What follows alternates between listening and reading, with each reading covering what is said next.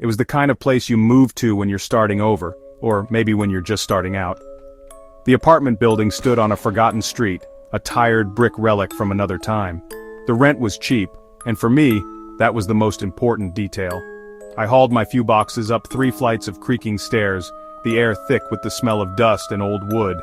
The landlord, a man who seemed as weary as the building itself, had simply grunted and handed me a key.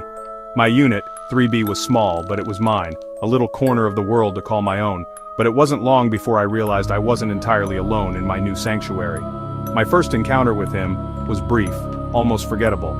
He lived directly above me, in 4B. I saw him in the hallway one afternoon, a tall, gaunt figure with eyes that seemed to look right through you. He didn't smile or nod. He just stared for a moment before disappearing into his apartment.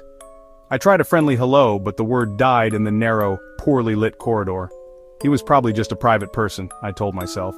In a city of millions, you learn to give people their space. Everyone has their own story, their own reasons for keeping to themselves.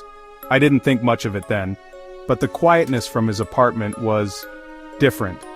It wasn't the normal silence of someone living alone. It was a heavy, watchful kind of quiet. Most neighbors you can hear, at least a little. A dropped pan, a television, the muffled sound of a phone call. From apartment 4B, there was almost nothing. Just the occasional deliberate creak of floorboards, as if someone was pacing slowly, methodically, back and forth, back and forth. It was a rhythm that became a strange, unsettling soundtrack to my evenings. A quiet that felt louder and more unnerving than any noise could ever be. I learned his name was Arthur. I saw it on a piece of mail mistakenly left on the shared entryway table. Arthur Finch. It sounded like a name from a black and white movie, something formal and a little out of place. He never had visitors. Not once. In the first few weeks I tried to imagine his life. Was he an artist? A writer? Someone who worked from home and cherished his solitude? I tried to paint a picture of a harmless eccentric, a man who simply preferred the company of his own thoughts. It was a comforting story. But as the days turned into weeks, it was a story that became harder and harder to believe. The little oddities started to pile up like unread mail in a forgotten corner. Arthur's habits were stranger than just being quiet. He only ever left his apartment after the sun had set, usually around 9 or 10 at night. I'd hear his door open, the slow, heavy footsteps descending the stairs, and then the front door of the building would groan shut. He would be gone for hours, sometimes not returning until the first hints of dawn were breaking the dark sky. Where did a person go at those hours every single night with such rigid consistency?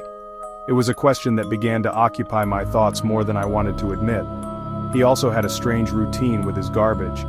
Instead of using the large bins behind the building like everyone else, he would carry small, tightly sealed black bags with him on his late-night excursions.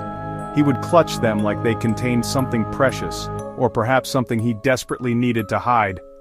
I once saw him from my window walking down the street in the dead of night only to drop one of these small bags into a public trash can 3 blocks away. It was bizarre, it was inefficient, it felt deliberate. A calculated effort to disperse his trash, to leave no concentrated trail. Then there were the deliveries. While he never had guests, packages arrived for him constantly. Not the usual brown cardboard boxes from online retailers, but heavy-duty wooden crates and nondescript plastic containers. The delivery men would struggle with them up the stairs, leaving them outside his door. Arthur would wait until they were long gone before dragging the items inside. The sounds that followed were muffled but distinct, the scrape of wood, the clatter of metal, and sometimes a low mechanical hum that would last for an hour or so before falling silent again. The mystery of apartment 4B was deepening. My curiosity was turning into a low-grade anxiety. I started listening more intently. I would pause my television, hold my breath, and just listen to the ceiling. The pacing was the most constant thing, that slow, rhythmic tread, back and forth. Sometimes it would stop for hours, and the silence that followed felt even more menacing. What was he doing up there? I started to feel like I was living below a storm cloud, one that refused to break. I was a spectator to a play where I couldn't see the stage, only hear the faint, disturbing sounds from behind the curtain, and I was beginning to feel that I didn't want to know what the play was about. It was a Tuesday, September 19th, 2025. A date now burned into my memory. The evening started like any other. Rain was lashing against my window pane, a miserable, persistent drizzle that matched the building's gloomy mood. I was trying to lose myself in a book, but the familiar creak of the floorboards above me kept pulling me out of the story. Arthur was pacing again, that same measured rhythm. But tonight something was different. The pacing was faster, more agitated. The usual slow walk had been replaced by a frantic, nervous energy that I could feel through the ceiling. It was the first sign that this night would be unlike all the others. Around 11 p.m., the pacing stopped. It was replaced by a new sound, a voice. It wasn't Arthur's. His was a low baritone I'd heard him use once to curse at a delivery man. This was a different voice, higher pitched and laced with panic. It was muffled, but the terror in it was unmistakable. I couldn't make out words, just the raw sound of fear. Then another sound joined in, a loud rhythmic thud. It was heavy and wet. Thud. A pause. Thud. It was a sickening beat that seemed to vibrate through the entire apartment. My heart began to pound in my chest, a frantic drum mirroring the horror above. I stood on a chair, pressing my ear against the cold plaster of my ceiling. The muffled shouting was now a desperate plea, then a choked cry, then silence. But the thudding continued, relentless and brutal. Thud, thud, thud. My mind raced, trying to make sense of it, trying to find a rational explanation. Was he just breaking furniture? Was it some bizarre home improvement project?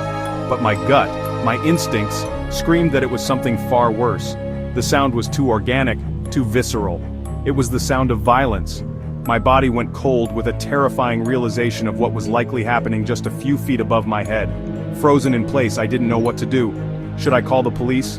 What would I say? I hear strange noises? They would think I was crazy, maybe I was overreacting, but then, a new sound cut through the air, sharp and final. A loud crack, like a heavy object hitting the floor with immense force, followed by a sudden, complete, and terrifying silence. The thudding stopped. The pacing didn't resume. There was nothing. The absence of sound was more horrifying than the noise had been. It was the silence of finality. A silence that told me something irreversible had just occurred, and I was the only one who had heard it. My fear was a physical thing, a cold weight in my stomach. I had to know, or maybe I had to be wrong. I convinced myself that I needed to see for myself to prove that my imagination was running wild. Slipping on my shoes, I crept out of my apartment, my own footsteps swallowed by the worn carpet of the hallway. The stairwell was dark, the air heavy and still. Each step I took up towards the fourth floor felt like a monumental effort. My hand was shaking as I reached for the railing. What if he heard me? What if he was waiting? The silence from his apartment was absolute, a black hole of sound. When I reached the fourth floor landing, I saw it. A dark, thick liquid was seeping from under Arthur's door. It was trickling slowly, pooling on the faded linoleum of the hallway. It was dark red, almost black in the dim light. My breath caught in my throat. It was blood. There was so much of it. The metallic, coppery smell hit me then, and I had to stifle a gag. This was real. This wasn't my imagination. A wave of nausea and terror washed over me. I took a half step back, my mind screaming at me to run, to get away, to pretend I had seen nothing. But I was frozen.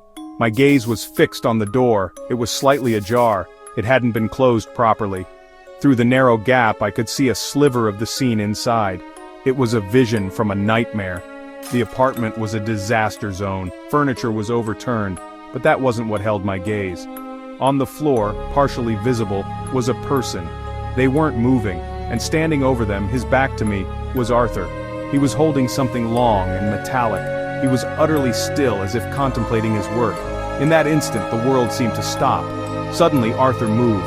He began to turn. He was turning towards the door, towards me. Panic, pure and absolute, finally broke through my paralysis. I knew if he saw me, I would be next. There was no doubt in my mind. I scrambled backward, my feet tangling, my retreat clumsy and loud on the creaking floorboards. I heard a sound from inside the apartment, a low grunt of awareness. He had heard me. I turned and fled, stumbling down the stairs, my heart trying to beat its way out of my chest. The only thought in my head was to get to my apartment, lock the door, and pray he hadn't seen my face. I slammed my apartment door shut, fumbling with the deadbolt, my fingers slick with sweat. The click of the lock felt like the most inadequate defense in the world. I leaned against the door, gasping for air, listening. Every creak of the old building sounded like his footsteps descending the stairs. Was he coming for me? Did he know it was me? I scrambled away from the door, huddling in the farthest corner of my living room, my phone clutched in my trembling hand. The screen was a blinding light in the darkness. I had to call for help. I had to do it now. Dialing 911 was an out-of-body experience. My voice was a stranger's, a thin, reedy whisper. My neighbor. I think he killed someone. I managed to get out. The dispatcher's calm, professional questions felt surreal. What is your address? What did you see? I stammered through the details, the blood under the door, the body, the man standing over it. I kept my voice as low as possible, terrified that Arthur was outside my door, listening. Every second stretched into an eternity. The dispatcher told me to stay on the line, to stay quiet, and that officers were on their way. The wait began. Those minutes were the longest of my life. I sat in the dark, my eyes glued to my front door, expecting it to splinter open at any moment. I heard the floorboards above me creak once more. He was moving. He was walking towards his door. My blood ran cold. Was he leaving, or was he coming to silence the witness? I held my breath, listening to the slow, deliberate footsteps in the hall. They went down the stairs, not towards my door. I heard the groan of the main entrance door opening and closing. He was gone. The wave of relief was so intense it almost made me sick. Soon the silence of the street outside was broken by the wail of sirens, a sound that had never been so welcome. Red and blue lights flashed against my windows, painting the room in frantic, strobing colors. I heard heavy boots on the stairs, authoritative voices shouting, "Police!" They were here. It was over. When a loud knock came on my door, I almost jumped out of my skin before a voice identified them as the police. Unlocking the door, I was met with the grim faces of two officers. The nightmare was real, and I was now a central part of it. The investigation painted a horrifying picture, one that was even darker than I could have imagined. Arthur Finch wasn't just a quiet eccentric, he was a predator. The man he had killed was someone he had met online, on a niche forum for collectors of antique weaponry. Arthur had lured him to the apartment under the pretense of selling a rare Civil War saber. The wooden crates I had seen delivered contained his macabre collection. The plastic containers? Chemicals. His plan, the police said, was not just murder but complete disposal. He had been preparing for weeks. What was even more chilling was the revelation that this wasn't his first time. The victim's family had reported him missing hours earlier.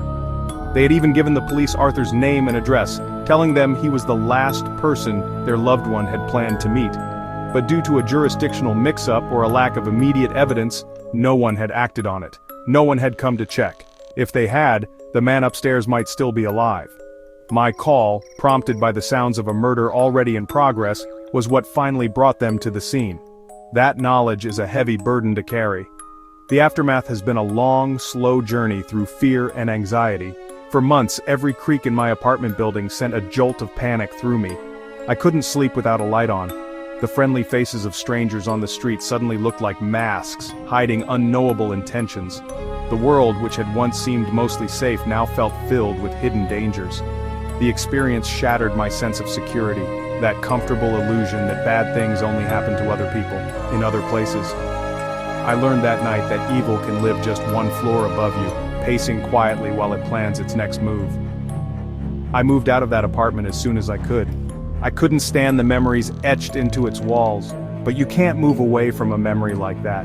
It follows you. It changes how you see the world. It makes you wonder about the people you share a wall with, the quiet person you pass in the hallway, the lives unfolding just out of sight. We live so close to one another, yet we are worlds apart. And sometimes in that space between apartments, in that shared silence, you can never truly know who is living right next to you, or what secrets they're hiding behind a closed door.